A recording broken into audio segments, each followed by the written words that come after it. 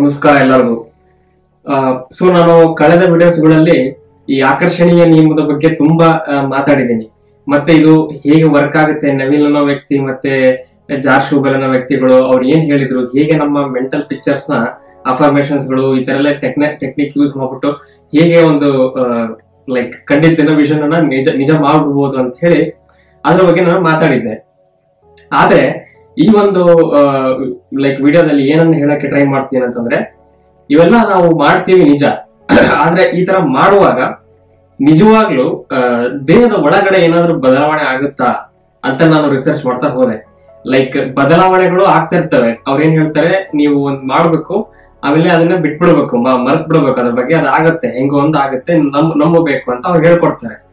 ಆದ್ರೆ ಓಕೆ, ಅವೆಲ್ಲ ನಾವು ನಂಬ್ತೀವಿ. ಬಟ್ ನೀವು ಲಾಜಿಕಲ್ ಆಗಿ ಯೋಚನೆ ಮಾಡಿದಾಗ ಸುಮ್ನೆ ಏನೋ ಒಂದು ವಿಜುವಲ್ ಮಾಡ್ಬಿಡ್ತಾನಂತೆ, ಏನೋ ಒಂದು ಕನಸು ಕಂಡ್ಬಿಡ್ತಾನಂತೆ, ತಕ್ಷಣಕ್ಕೆ ಅದೇ ತರದ್ ಆಗ್ಬಿಡುತ್ತಂತೆ ಅಂತ ಹೇಳಿ ಅದು ಹೊರಗಡೆಯಿಂದ ನಾವು ನೋಡ್ತೀವಲ್ಲ, ಹೊರಗಡೆಯಿಂದ ರಿಯಾಕ್ಷನ್ ಗಳು ನೋಡಕ್ ಹೋಗ್ತೀವಲ್ಲ ಇದ್ದಕ್ಕಿದ್ದಂಗೆ ಅಂತ, ಅದಕ್ಕೆ ನಮಗೆ ಅದು ಒಂಥರ ಊಹಾಪೋಹ ತರ ಅನ್ಸುತ್ತೆ. ಆದ್ರೆ ನಿಜವಾಗ್ಲೂ ಈ ತರ ಒಂದು ಟೆಕ್ನಾಲಜಿಗಳನ್ನ, ಈ ತರ ಟೆಕ್ನಿಕ್ ಗಳನ್ನ ಮಾಡಿದಾಗ ನಮ್ಮ ದೇಹದ ಮಟ್ಟದಲ್ಲಿ ಲೈಕ್ ಬ್ರೈನ್ ಒಳಗಡೆ ಅಥವಾ ನಮ್ಮ ದೇಹದ ಒಳಗಡೆ ಯಾವ್ದಾದ್ರು ಒಂದು ಭಾಗದಲ್ಲಿ ಏನಾಗುತ್ತೆ, ಚೇಂಜಸ್ ಏನಾಗುತ್ತೆ. ಯಾಕಂದ್ರೆ ಏನೇ ಒಂದು ಮಾಡಿದ್ರು ಅದಕ್ಕೊಂದು ರಿಯಾಕ್ಷನ್ ಇರುತ್ತೆ. ಸಣ್ಣದೊಂದು ಲೈಕ್ ಆಕ್ಷನ್ ಇದ್ರು ಕೂಡ ಅದಕ್ಕೆ ತಕ್ಕಂಗೆ ರಿಯಾಕ್ಷನ್ ಅದಕ್ಕೆ ಇರುತ್ತೆ ಎಲ್ಲ ಒಂದು ವಸ್ತುಗಳಿಗೆ ಈ ಜಗತ್ತಿನಲ್ಲಿ. ಸೊ ಇದ್ರ ಬಗ್ಗೆ ನಾನು ಈ ಒಂದು ವಿಡಿಯೋದಲ್ಲಿ ಹೇಳ್ಬೇಕಂತ ಟ್ರೈ ಮಾಡ್ತಾ ಇದ್ದೀನಿ. ಇದ್ರ ಬಗ್ಗೆ ನಾನು ತಿಳಿತಾ ಹೋದಾಗ ಡಾಕ್ಟರ್ ಜೋ ಡಿಸ್ಪೆನ್ಸಾ ಅವ್ರ ಹೆಸರು ಕೇಳಬರುತ್ತೆ. ಇವರೊಬ್ಬ ನ್ಯೂರೋ ಸೈನ್ಸ್ ಅಲ್ಲಿ ಕೆಲಸ ಮಾಡ್ತಕ್ಕಂಥ ಡಾಕ್ಟರ್. ಇವ್ರದ್ದು ಒಂದು ಕಥೆ ಇದೆ, ನಾನು ಕೇಳಿದ ಪ್ರಕಾರ. ಇವ್ರಿಗೆ 1980s ಸುಮಾರಿನಲ್ಲಿ ಒಂದು ಆಕ್ಸಿಡೆಂಟ್ ಆಗುತ್ತೆ. ಬೆನ್ನಿನ ಲೈಕ್ ವರ್ಟಿಬ್ರಲ್ ಕಾಲಮ್ ನಲ್ಲಿ ಮೂಳೆಗಳು ಮುರಿದೋಗ್ತವೆ. ಮುರಿದೋಗಿ ಲೈಕ್ ನೀವ್ ಯಾವತ್ತೂ ಜೀವನದಲ್ಲಿ ನಡೆಯೋಕ್ ಆಗಲ್ಲ ಅಂತ ಅವ್ರಿಗೆ ಹೇಳಿರ್ತಾರೆ. ಅವಾಗ ಅವ್ರು ಏನ್ ಮಾಡ್ತಾರೆ, ಹಾಸ್ಪಿಟಲ್ ಅಲ್ಲಿ ಆಚೆ ವೀಲ್ ಚೇರ್ ಮೇಲೆ ಕೂತ್ಕೊಂಡಾಗ ಯಾವಾಗ್ಲೂ ಯೋಚನೆ ಮಾಡ್ತಾ ಇರ್ತಾರೆ, ನಾನು ಯಾಕೆ ಹಿಂಗಾದೆ, ನನ್ಗೆ ಯಾಕೆ ಆಕ್ಸಿಡೆಂಟ್ ಆಯ್ತು, ನಾನು ಯಾವತ್ತು ಈಗ ಓಡಾಡಕ್ಕೆ ಬರಲ್ಲ ಅಂತ ಡಾಕ್ಟರ್ ಹೇಳ್ತಾ ಇದ್ದಾರೆ, ಈಗ ಇಡೀ ಜೀವನವನ್ನ ನಾನು ಈ ತರ ಚೇರ್ ಮೇಲೆ ಕಳಿಬೇಕಾಯ್ತಲ್ಲ, ಇದು ಹೇಗೆ ಅಂತ ಯೋಚನೆ ಮಾಡ್ತಾ ಮಾಡ್ತಾ ಅವ್ರು ಹೇಗೂ ಡಾಕ್ಟರ್ ಆಗಿರ್ತಾರಲ್ಲ, ಅವ್ರಿಗೆ ಒಂದು ಯೋಚನೆ, ನಾನು ಹೀಗೆ ಪದೇ ನಾನೊಬ್ಬ ರೋಗಿ ನನಗೆ ಏನು ಮಾಡಕ್ಕಾಗಲ್ಲ, ನಾನು ನಡೆಯಕ್ಕಾಗಲ್ಲ ಈ ತರ ಅನ್ಕೊಂಡ್ರೆ ಏನಾದ್ರೂ ಚೇಂಜಸ್ ಆಗತ್ತಾ? ಅಲ್ಲ, ಹೌದು ಅವ್ರು ಹೇಳಿದಾರೆ ಆಗಲ್ಲ ಅಂತ ಹೇಳಿ ಅದು ಒಟ್ಟಿಗೆ ಇರೋಣ, ಅದು ಅವ್ರ ಪಾಡಿನ ಸತ್ಯ. ಆದ್ರೆ ನಾನು ಏನನ್ನ ನಂಬಬೇಕು? ಅವ್ರು ಹೇಳಿದ್ದೆ ನಾನು ನಂಬಬೇಕಾ? ಅವ್ರು ಡಾಕ್ಟರ್ ಡೌಟ್ ಪಡಂಗಿಲ್ಲ, ಅವ್ರೇನು ಓದಿದಾರೆ ಅವೆಲ್ಲ ಡೌಟ್ ಪಡಂಗಿಲ್ಲ. ಆದ್ರೆ ಒಬ್ರು ಹಂಗೆ ಹೇಳ್ಬಿಟ್ಟಿದ್ದಾರೆ ನಿನ್ನ ಬಗ್ಗೆ ಅಂತ ಅಂದ ತಕ್ಷಣ ಅದೇ ನನ್ನ ಪಾಲಿನ ಸತ್ಯ ಆಗ್ಬೇಕಾ?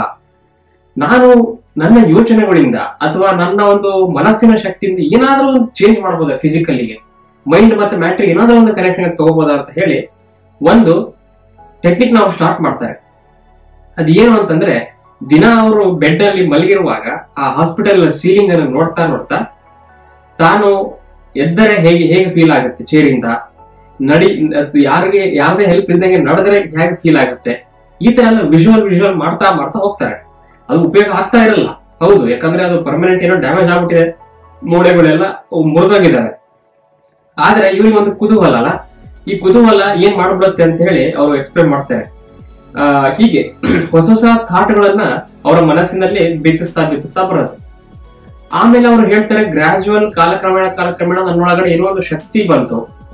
ಆ ಶಕ್ತಿಯಿಂದ ನಾನು ನಡೆಯಕ್ಕಾಗಲ್ಲ ಅಂತ ಹೇಳಿ ಸಫರ್ ಆಗ್ತಿದ್ದ ವ್ಯಕ್ತಿ ಎದ್ದು ನಿಲ್ಲಕ್ಕೆ ಟ್ರೈ ಮಾಡಿದೆ. ಆದ್ರೂ ನನಗೆ ಹೇಳಿದ್ರು, ನಿಮಗೆ ಆಗಲ್ಲ ನಡೆಯಕ್ಕೆ, ಟ್ರೈ ಮಾಡ್ಬೇಡಿ, ಯಾಕೆ ಹಂಗೆ ಎದುರ್ತಿದ್ದೀರಾ ಅಂತ. ನಾನು ಹೆದರಿಕೆಯಿಂದ ಮಾಡ್ತಾ ಇಲ್ಲ, ನನಗೆ ಆಲ್ರೆಡಿ ಆ ತರ ಏನೋ ಒಂದು ಶಕ್ತಿ ಬಂದಂತೆ ಫೀಲಿಂಗ್ ಆಗ್ತಾ ಇತ್ತು, ಕಾಲಿನಲ್ಲಿ ಮತ್ತೆ ಬೆನ್ನು ಮೂಳೆಗಳು ಸ್ಟ್ರೇಟ್ ಆದಂತೆ ಫೀಲಿಂಗ್ ಆಗ್ತಾ ಇತ್ತು. ಆದ್ರಿಂದ ನಾನು ಎದ್ದೇಳ್ತಿದ್ದೆ ಹೊರತು ನಾನು ನಡೆದೇ ಬಿಡ್ಬೇಕು ಅಂತ ಹೇಳಿ ಆ ಒಂದು ಹೆದರಿಕೆಯಿಂದ ಒಂದು ಮಾಡ್ತಾ ಇರ್ಲಿಲ್ಲ. ಈಗ ಅವ್ರು ಗ್ರಾಜುವಲ್ ಮಾಡ್ತಾ ಅದು ಒಂಥರ ಮಾಯಾ ತರ ಅದು ಅವರಿಗೆ ಎದಳಕ್ಕೆ ಬಂತು, ಅವರು ಶಕ್ತಿ.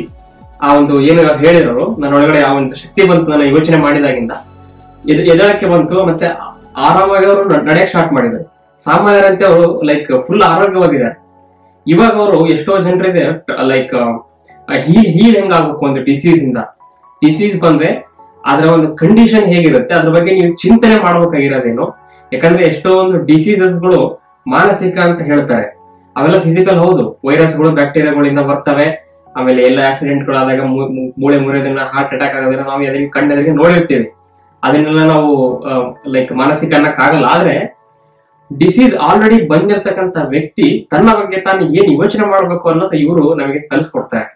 ಇವರು ಇದೇ ತರ ಎಷ್ಟೋ ಜನರಿಗೆ ಓನ್ ಆಗಿ ಹೀಲ್ ಆಗಕ್ಕೆ, ಅವ್ರು ಹೇಗೆ ಹೀಲ್ ಆದ್ರು ಓನ್ ಆಗಿ ಹೀಲ್ ಆಗಕ್ಕೆ ಎಷ್ಟೋ ಲೈಕ್ ಅವ್ರು ಗೈಡೆನ್ಸ್ ಮಾಡ್ತಾ ಇದ್ದಾರೆ. ಮತ್ತು ಇವರು ಬರೀ ಗೈಡೆನ್ಸ್ ಮಾಡಿದ್ರೆ ರಿಸರ್ಚರ್ ಕೂಡ ಆಗಿದ್ದಾರೆ. ಇವರು ಒಂದು ವೆಬ್ಸೈಟ್ ಅಲ್ಲಿ ನೀವು ಹೋದ್ರೆ ನ್ಯೂರೋ ಸೈನ್ಸ್ ಅಲ್ಲಿ ಮತ್ತೆ ಇತ್ತೀಚಿನ ದಿನಗಳಲ್ಲಿ ನಡೀತಕ್ಕಂಥ ಎಪಿಜೆನೆಟಿಕ್ಸ್ ಅಂತ ಒಂದು ಫೀಲ್ಡ್ ಗಳಲ್ಲಿ ಏನ್ ಆಗ್ತಾ ಇದೆ ಅನ್ನೋದನ್ನ ನೀವು ನೋಡ್ಬೋದು. ಸೊ ಇವರು ಒಂದು ಬುಕ್ ಬರೆದಿದ್ದಾರೆ, ಅದ್ರ ಬಗ್ಗೆ ಇವತ್ತು ಮಾತಾಡಬೇಕಾಗಿತ್ತು. ಯು ಆರ್ ದ ಪ್ಲಸಿಬೋ ಅಂತ. ಏನಿದು ಪ್ಲಸಿಬೋ ಅಂತಂದ್ರೆ, ಹೇಳಿದ್ನಲ್ಲ ಅವಾಗಿನ ಕಾಲದಲ್ಲಿ ಲೈಕ್ ಏನಾದ್ರು ರೋಗ ಬಂದ್ಬಿಟ್ಟಿದೆ ಅಂತಂದ್ರೆ ಜನರು ತುಂಬಾ ಹೆದರ್ತಾ ಇದ್ರು. ಲೈಕ್ ಏನಾಗ್ಬಿಡುತ್ತೇನೋ, ಸತ್ತೋಗ್ಬಿಡ್ತೀನೋ. ಅವಾಗಿನ ಕಾಲದಲ್ಲಿ ಅಷ್ಟೊಂದು ಮೆಡಿಕಲ್ ಇದಾಗ್ತಾ ಇರ್ಲಿಲ್ಲ. ಅದಕ್ಕೆ ಏನ್ ಮಾಡ್ತಾ ಇದ್ರು, ಡಾಕ್ಟರ್ಗಳು ಕೆಲವೊಂದ್ಸಲ ಏನೋ ಪ್ರಯತ್ನ ಲೈಕ್ ಫಲಿಸಿಲ್ಲ ಅಂತ ಏನೋ ಮಾಡಕ್ ಆಗ್ತಿಲ್ಲಪ್ಪ ಅಂತಂದ್ರೆ ಅವ್ರಿಗೊಂದು ವೇ ಇರ್ತಾ ಇತ್ತು. ಅದೇನಂತಂದ್ರೆ ಅವ್ರಿಗೆ ಯಾವಾಗ್ಲೂ ಒಂದು ಗೊತ್ತಿತ್ತು ಒಂದು ವಿಷಯ, ಅದೇನು ಮಾನವನ ಮಾನಸಿಕ ಶಕ್ತಿಗಿಂತ ದೊಡ್ಡ ಶಕ್ತಿ ಪ್ರಪಂಚದಾಗ ಯಾವುದೂ ಇಲ್ಲ. ಅಂದ್ರೆ ಮನಸ್ಸಿದ್ದರೆ ಮಾರ್ಗ ಅಂತ ಅಲ್ಲ, ಮನಸ್ಸು ಒಂದನ್ನು ನಂಬಿಬಿಟ್ರೆ ಅದು ನಿಜವಾಗ ಸುಳ್ಳಾಗಿರ್ಕೊಂಡು ಅದು ನಿಜ ಆಗುತ್ತೆ. ಹಂಗ ಅದು ಅದು ಅದು ಹಂಗ್ ಮಾಡುತ್ತೆ ಮನಸ್ಸಿನ ಪವರ್. ಆದ್ದರಿಂದ ಅವ್ರು ಏನ್ ಮಾಡ್ತಾ ಇದ್ರು, ಒಂದು ಸಕ್ಕರೆ ಟ್ಯಾಬ್ಲೆಟ್ ಜಸ್ಟ್ ಒಂದು ಸಣ್ಣ ಏನೋ ತಗೊಂಡ್ಬಂದು ಅದ್ರಲ್ಲಿ ಏನೋ ಒಂದು ಶಕ್ತಿ ಇದೆ, ಅದು ತಗೊಂಡ ತಕ್ಷಣ ಹೋಗ್ಬಿಡುತ್ತೆ ಅಂತ ಹೇಳಿ ಆ ರೋಗಿಗಳಿಗೆ ನಂಬಿಸಿ ಕೊಡಿಸ್ತಾ ಇದ್ರು. ಅವ್ರನ್ನ ನುಂಗಿದ ತಕ್ಷಣ ಅವ್ರಿಗೆ ರೋಗ ಇದ್ರು ಕೂಡ ರೋಗ ಇಲ್ದಂಗೆ ಬಿಹೇವ್ ಮಾಡ್ತಾ ಇದ್ರು. ಆಮೇಲೆ ಅದು ರೋಗ ಆಮೇಲೆ ಇಲ್ಲೇ ತರನೇ ಹೋಗ್ತಾ ಇತ್ತು. ಅದು ಹೋಗಿದೆಯೋ ಅಥವಾ ಇದೆಯೋ ಅನ್ನೋಕ್ಕಿಂತ ರೋಗ ಬಂದವನು ಅವನ ಬಗ್ಗೆ ಏನ್ ಅನ್ಕೊಳ್ತಾನೆ ಅನ್ನೋದು ತುಂಬಾ ಇಂಪಾರ್ಟೆಂಟ್. ಅದ್ರ ಬಗ್ಗೆ ಅವ್ರು ಆಟ ಆಡ್ತಾ ಇದ್ರು. ಇದನ್ನ ಆಟ ಅಂತ ಕರಿಬಹುದು, ಬಟ್ ಲೈಕ್ ಇದು ಅವರ ಒಳ್ಳೆಯ ಒಂದು ಲೈಕ್ ಉದ್ದೇಶಕ್ಕೋಸ್ಕರ ಇರೋದ್ರಿಂದ ಇದನ್ನ ಒಂದು ಎಫೆಕ್ಟಿವ್ ವೇ ಆಗಿ ಕೂಡ ಅವರು ಯೂಸ್ ಮಾಡ್ತಾ ಇದ್ರು. ಸೊ ಇದಕ್ಕೆ ಪ್ಲಸಿಬೋ ಅಂತ ಕರೀತಾರೆ, ಪ್ಲಸಿಬೋ ಟ್ಯಾಬ್ಲೆಟ್ ಅಂತ ಕರೀತಾರೆ. ಸೊ ಅದಕ್ಕೆ ಡಾಕ್ಟರ್ ಜೋ ಡಿಸ್ಪೆನ್ಸಾ ಏನ್ ಬರ್ತಿದ್ದಾರೆ, ಆ ತರ ನಿಮಗೆ ಯಾವ್ದೋ ಒಂದು ರೋಗ ಹೋಗಿಸ್ಬೇಕು, ಯಾರೋ ಒಬ್ರು ಬಂದು ನಿಮ್ಮ ಲೈಫ್ ನ ಚೆನ್ನಾಗಿ ಮಾಡ್ಬೇಕು, ಯಾರೋ ಒಬ್ರು ಬಂದು ನಿನ್ನ ಕನಸನ್ನು ಈಡೇರಿಸಬೇಕು ಅಂತ ನಾವೆಲ್ಲ ಕಾಯ್ತಾ ಇರ್ತೀವಲ್ಲ, ಆ ತರ ಡಾಕ್ಟರ್ ಕೊಡೋ ಮೆಡಿಸಿನ್ಗೆ. ಈಗ ಡಾಕ್ಟರ್ ರೋಗಿ ಹೇಗೆ ಮೆಡಿಸಿನ್ ಕೊಡ್ತಾರೋ ಹಾಗೆ ನಮ್ಮ ಒಂದು ಕನಸುಗಳನ್ನ ಈಡೇರಿಸಕ್ಕೆ ಏನೋ ಒಂದು ಬೇಕು. ಅದಕ್ಕೆ ನಾವು ಈಗ ದೇವ್ರನ್ನ ಇದು ಮಾಡೋದು, ಯಾರಾದ್ರೂ ಗೈಡೆನ್ಸ್ ತಗೊಳ್ಳೋದು, ಅವರ ಮಾರ್ಗದರ್ಶನ ಹೋಗೋದು, ಇವ್ರ ಮಾತುಗಳನ್ನ ಕೇಳೋದು, ಈ ತರ ಎಲ್ಲ ಅಂದ್ರೆ ಇವೆಲ್ಲ ಟ್ಯಾಬ್ಲೆಟ್ಸ್ ಹುಡುಕ್ತಂಗೆ. ನನ್ನ ಒಂದು ರೋಗ ಏನು ರೋಗ, ನನಗೊಂದು ಆಸೆ ಬೇಕು, ನನಗೊಂದು ಆಸೆ ಇದೆ ಅದಾಗಬೇಕು, ನನಗೊಂದು ಡ್ರೀಮ್ ಇದೆ ಅದಾಗಬೇಕು, ಅದಾಗ್ಬೇಕಂದ್ರೆ ಏನೋ ಒಂದು ಬೇಕು ನನಗೆ, ಅದು ಎಲ್ಲಿದೆ ಅಂತ. ಸೊ ಇವರು ಒಂದು ಬುಕ್ ಬರೆಯೋದು ಯು ಆರ್ ದ ಪ್ಲಸಿಬೋ. ಅದು ನಿನ್ನೊಳಗಿದೆ, ನೀನೇ ಅದು ಮೆಡಿಸಿನ್. ನಿನಗೆ ಯಾವ್ದು ಮೆಡಿಸಿನ್ ಬೇಕಿಲ್ಲ, ನೀನೇ ಮೆಡಿಸಿನ್. ಸೊ ಅವರು ಈ ಬುಕ್ ನಲ್ಲಿ ಏನು ಪ್ರಸ್ತಾಪ ಮಾಡ್ತಾ ಹೋಗ್ತಾರೆ, ಫಸ್ಟ್ ಎಪಿಜೆನೆಟಿಕ್ಸ್ ಬಗ್ಗೆ ಮಾತಾಡ್ತಾ ಹೋಗ್ತಾರೆ. ಏನಿದೆ ಎಪಿಜೆನೆಟಿಕ್ಸ್ ಅಂತ ಪದ ಒಂದು ನೀವು ಕೇಳಿಲ್ಲ ಅಂತಂದ್ರೆ, ಜೆನೆಟಿಕ್ಸ್ ಅಂತ ನೋಡಿದಾಗ ಲೈಕ್ ಜೀನ್ಸ್ ಅಂತ ಒಂದು ಬರ್ತದೆ. ನಮ್ಮ ಲೈಕ್ ವಂಶವಾಹಿಗಳು ಅಂತ ಏನ್ ಕರಿತೀವಿ, ಎಲ್ಲರಿಗೂ 2 ಪೇರ್ ಆಫ್ ಜೀನ್ಸ್ ಇರುತ್ತೆ. ಅದು 20,000ದಿಂದ 30,000 ಜೀನ್ಸ್ ಗಳು ಇರ್ತವೆ ಅಂತ ನಂಬಲಾಗಿದೆ. ಒಂದು ತಂದೆಯಿಂದ ಒಂದು ತಾಯಿಯಿಂದ ಬಂದಿರುತ್ತೆ, ಡಬಲ್ ಸ್ಟ್ಯಾಂಡರ್ಡ್ ಇರುತ್ತೆ. ನಮ್ಮ ದೇಹದ ಎಲ್ಲ ಒಂದು ಸೆಲ್ಸ್ ನಲ್ಲಿ ಲೈಕ್ ಕ್ರೋಮೋಸೋಮ್ಸ್ ಇರ್ತಾವಲ್ಲ ದೇಹದಲ್ಲಿ, ಆ ಕ್ರೋಮೋಸೋಮ್ಸ್ ಒಳಗಡೆ ಈ ಜೀನ್ ಅನ್ನೋ ಒಂದು ಸ್ಟ್ರಾಂಡ್ ಸಿಗುತ್ತೆ. ಈ ಜೀನ್ DNA ಗಳಿಂದ ಮಾಡಲ್ಪಟ್ಟಿರುತ್ತೆ, 2 ಸ್ಟ್ರಾಂಡ್ ಅಂತ ಹೇಳಿದ್ನಲ್ಲ. ಈಗ ಇದರಲ್ಲಿ ಆಲ್ಮೋಸ್ಟ್ 99% ಜೀನ್ ಎಲ್ಲರಿಗೂ ಸೇಮ್ ಇರ್ತದೆ. ಆದ್ರೆ ಹೇಗೆ ಸೇಮ್ ಇರುತ್ತೆ ಅಂತಂದ್ರೆ, ಇನ್ನು 1% ಮಾತ್ರ ನಮ್ಮ ಮೂಗು ಹೇಗಿರ್ಬೇಕು, ನಮ್ಮ ಕಣ್ಣು ಹೇಗಿರ್ಬೇಕು, ನಮ್ಮ ಕಿವಿ ಹೇಗಿರ್ಬೇಕು, ಕಲರ್ ಹೇಗಿರ್ಬೇಕು ಅನ್ನೋದು ಡಿಸೈಡ್ ಮಾಡುತ್ತೆ. ಇವತ್ತು ನಾನು ಈ ತರ ಇದ್ದೀನಿ, ನೀವು ಆ ತರ ಇದೀರಾ, ನನ್ನ ಸ್ಟ್ರಕ್ಚರ್ ಈ ತರ, ನಿಮ್ಮ ಸ್ಟ್ರಕ್ಚರ್ ಈ ತರ ಇದೆ ಅಂತಂದ್ರೆ ಅದಕ್ಕೆ ಕಾರಣ ನಮ್ಮ ಒಳಗಿರೋ ಜೀನ್ ನಮ್ಮನ್ನ ಈ ತರ ಇರಬೇಕು, ನಮ್ಮ ಫಿಸಿಕಲ್ ಕಂಡೀಷನ್ಗಳು ಈ ತರ ಇರಬೇಕು ಅಂತ ಹೇಳಿ ಅದರಲ್ಲಿ ಬರೆದಿಟ್ಟಿದೆ. ಕೋಡ್ ಬರೆದಿಟ್ಟಿದೆ ಅಂತಂದ್ರೆ ಪೆನ್ನಲ್ ಅಲ್ಲ, ಅದು ATGC, ಅಡೆನಿನ್, ಗುವಾನಿನ್, ಥ್ಯಾಮಿನ್ ಮತ್ತೆ ಸೈಟೋಸಿನ್ ಅಂತ 4 ಪ್ರೋಟೀನ್ ಸ್ಟ್ರಾಂಡ್ಸ್ ಇರುತ್ತೆ. ಅದ್ರ ಪ್ರಕಾರ ಲೈಕ್ ಎಲ್ಲ ಈ ತರ ಕಾಂಪ್ಲೆಕ್ಷನ್, ಕಲರ್ ಈ ತರ ಎಲ್ಲ ಡಿಸ್ಕ್ರೈಬ್ ಆಗಿರ್ತಾವ ಒಬ್ಬೊಬ್ಬರಿಗೆ ಅವ್ರವ್ರ ಪೇರೆಂಟ್ಸ್ ತಕ್ಕಂಗೆ. ಆದ್ರೆ ಇದೇ 100% ಡಿಫೈನ್ ಮಾಡಿಬಿಡುತ್ತೆ ಮನುಷ್ಯ ಅಂತಲ್ಲ. ಒಂದು 50ರಿಂದ 60% ಅಷ್ಟೇ ಜೀನ್ಸ್ ಇದು ಮಾಡೋದು, ಇನ್ನು 40% ವಾತಾವರಣದಿಂದ, ಅವ್ರ ಇಂಟ್ಯೂಷನ್ ಇಂದ ಈ ತರ ಎಲ್ಲ ಬರುತ್ತೆ ಒಬ್ಬ ಮನುಷ್ಯನ ಟೋಟಲ್ ವ್ಯಕ್ತಿತ್ವ ಅನ್ನೋದು. ಆದ್ರೆ ಈ ಜೀನ್ಸ್ ಈ ತರ ಈ ಸಿಚುವೇಶನ್ ಆಗಿ ಹೀಗೆ ತಗೋಬೇಕು. ಈಗ ಏನೋ ಒಂದು ಮ್ಯಾನಿಫೆಸ್ಟೇಷನ್ ಮಾಡ್ತಾ ಇರ್ತೀರಾ, ಆಗಿಲ್ಲ ಅಂತಂದ್ರೆ ಅದಕ್ಕೆ ಯಾವ ತರ ನಿಮಗೆ ರಿಯಾಕ್ಷನ್ ಬರುತ್ತೆ, ಸ್ಟ್ರೆಸ್ ಆಗುತ್ತಾ ಅಥವಾ ಕೋಪ ಬರುತ್ತಾ ಅಥವಾ ಲೈಕ್ ಮೈಯೆಲ್ಲ ಕೆರ್ಕೊಂಡ್ಬಿಡಂಗಾಗುತ್ತಾ, ಇದೆಲ್ಲ ನಿಮ್ಮ ಜೀನ್ಸ್ ಅಲ್ಲಿ ಇರುತ್ತೆ. ಯಾವ ತರ ಬಿಹೇವ್ ಮಾಡ್ಬೇಕು ನೀವು ಅಂತ ಕೂಡ ಇರುತ್ತೆ. ಹೌದು, ಬಿಹೇವಿಯರ್ ಪ್ಯಾಟರ್ನ್ ಕೂಡ ಸ್ವಲ್ಪ ಭಾಗ ಜೀನ್ಸ್ ಅಲ್ಲಿ ಇರುತ್ತೆ. ಯಾವ ತರ ಸ್ಟ್ರೆಸ್ ಆಗಬೇಕು, ಯಾವ ತರ ಲೈಕ್ ಒಂದು ಸಿಚುವೇಶನ್ ಫೇಸ್ ಮಾಡಬೇಕು ಅಂದ್ರೆ ಇದನ್ನ ಟ್ರೈನ್ ಮಾಡಿ ಕಲಿಬಹುದಲ್ಲ ನಂತರದ ದಿನಗಳಲ್ಲಿ. ಬಟ್ ಬೇಸಿಕ್ ಇನ್ಸ್ಟಿಂಕ್ಟ್ ಆಗಿ ಜೀನ್ಸ್ ಅಲ್ಲಿ ಕೂಡ ಇದು ಬಂದಿರುತ್ತದೆ. ಈ ತರ ಇದ್ದಾಗ ಹೀಗೆ ಸೇಮ್ ಚಿಂತನೆಗಳಿಂದ ಒಂದು ಫೇಲ್ಯೂರ್ ಆಯ್ತು ಅಂದ ತಕ್ಷಣ ಅದೇ ಒಂದು ಮೆಂಟಾಲಿಟಿ ಇರೋದ್ರಿಂದ ಏನಾದ್ರು ಮಾಡಕ್ ಸಾಧ್ಯನಾ? ಅವರ ಬುಕ್ ಅಲ್ಲಿ ಪ್ರಸ್ತಾಪ ಮಾಡ್ತಾರೆ, ಸಾಧ್ಯ ಇಲ್ಲ. ಅಂದ್ರೆ ಇವತ್ತೇನಾದ್ರು ಇಡೀ ಜಗತ್ತಿನಲ್ಲಿ ಎಲ್ಲಾ ಜನರು ಸೇಮ್ ಕೆಲಸವನ್ನ, ಸೇಮ್ ಯೋಚನೆಯನ್ನ, ಸೇಮ್ ದಿನ, ಸೇಮ್ ಟೈಮಿಗೆ ದಿನಾಲು ಮಾಡ್ತಾ ಇದ್ರೆ ಜಗತ್ತು ಚೇಂಜ್ ಆಗುತ್ತಾ? ಆಗಲ್ಲ. ನಮ್ಮ ಕಣ್ಣೆದುರಿಗೆ ಜಗತ್ತು ಇಷ್ಟು ಬೇಗ ಏನೋ ಚೇಂಜ್ ಆಗ್ತಾ ಇದೆ ಅಂತಂದ್ರೆ ಯಾರೋ ಒಬ್ಬ ಮನುಷ್ಯರು ಎಲ್ಲೋ ಒಂದ್ ಕಡೆ, ನೀವು ನಾವು ಯಾರೋ ಗೊತ್ತಿಲ್ಲ, ಪ್ರತಿ ಸೆಕೆಂಡ್ ಹೊಸ ಚಿಂತನೆಗಳು ಮಾಡ್ತಾನೆ ಇರಬೇಕು, ಹೊಸ ಒಂದು ವಿಷನ್ಗಳನ್ನ ಕಾಣ್ತಾನೆ ಇರಬೇಕು ಪ್ರತಿ ಸೆಕೆಂಡ್. ನಾ ಹೇಳ್ತಾ ಇರೋದು ಈ ಒಂದ್ ಸೆಕೆಂಡ್ ಬಿಟ್ರೆ ಮತ್ತೆ ಸೇಮ್ ಉಳ್ಕೊಳತ್ತೆ ನೆಕ್ಸ್ಟ್ ಸೆಕೆಂಡ್. ಇವಾಗ್ಲೂ ಅದೇ ಯೋಚನೆ, ನಾಳೆನೂ ಅದೇ ಯೋಚನೆ, ನಾಳೆನೂ ಅದೇ ಯೋಚನೆ. ಜಗತ್ತು ಚೇಂಜ್ ಆಗಲ್ಲ. ಇದೇ ತರ ನಿಮ್ಮ ಡ್ರೀಮ್ಸ್ಗಳು, ನಿಮ್ಮ ಕನಸುಗಳು. ಇವತ್ತು ನೀವು ಅದಕ್ಕೆ ತಗೊಳ್ತಕ್ಕಂತ ಶಕ್ತಿ ಮತ್ತೆ ಅದಕ್ಕೆ ತಗೊಳ್ತಕ್ಕಂತ ಹಾರ್ಡ್ ವರ್ಕ್, ನಾಳೆ ನೀವು ಅದಕ್ಕೆ ತಗೊಳ್ತಕ್ಕಂತ ಶಕ್ತಿ, ಹಾರ್ಡ್ ವರ್ಕ್ ಎರಡು ಸೇಮ್ ಇತ್ತಂತಂದ್ರೆ ನೀವು ರಿಸಲ್ಟ್ ಎಕ್ಸ್ಪೆಕ್ಟ್ ಮಾಡಬಾರ್ದು. ಸೇಮ್ ಯೋಚನೆಗಳು ಮಾಡಿದ್ರು ಕೂಡ ರಿಸಲ್ಟ್ ಎಕ್ಸ್ಪೆಕ್ಟ್ ಮಾಡ್ತೀವಿ ಅಂತಂದ್ರೆ ಅದಕ್ಕೆ ಇನ್ಸೆನಿಟಿ ಅಂತ ಹೇಳಿ ಐನ್ಸ್ಟೈನ್ ಅವರು ಹೇಳಿದ್ದಾರೆ.